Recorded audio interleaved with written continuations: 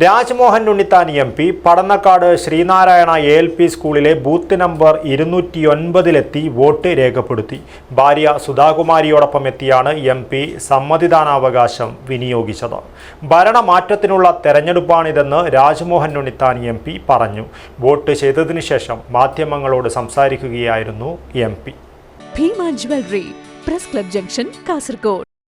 Rajmohan Unnithan MP Padannakkad Sreenarayana ALP സ്കൂളിലെ booth number 209 ഭാര്യ സുധാകുമാരിയോടൊപ്പമെത്തി വോട്ട് രേഖപ്പെടുത്തി.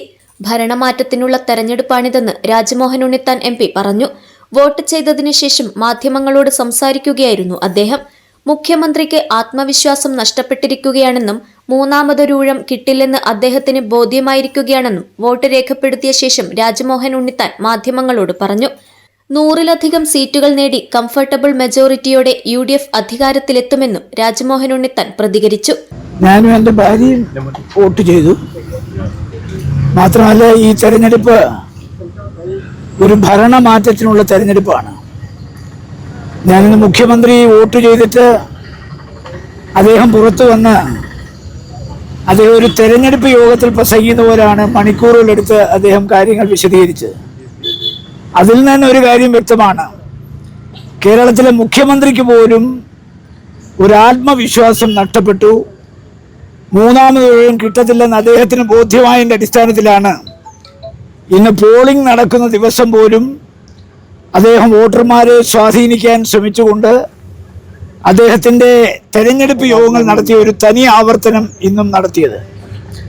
ഞാൻ വളരെ വ്യക്തമായി സൂചിപ്പിക്കാൻ ആഗ്രഹിക്കുന്നു, ഒരു കംഫർട്ടബിൾ മെജോറിറ്റിയോടുകൂടി, അതായത് 100-ന് പുറത്ത്, ഒരുപക്ഷെ 1977 സംഭവിച്ച പോലെ 111 സീറ്റുകൾ നേടി UDF അധികാരത്തിൽ വരാനുള്ള ഒരു രാഷ്ട്രീയ കാലാവസ്ഥയാണ് നിലനിൽക്കുന്നത്. ഒരു മലവെള്ളപ്പാച്ചിൽ ഒഴുകി വരുമ്പോൾ ഒരു ഈട്ടിത്തടി നിന്നാൽ ആ ഈട്ടിത്തടി കടപുഴകി പോകുമെന്നുള്ള കാര്യം എല്ലാവർക്കും അറിയാം.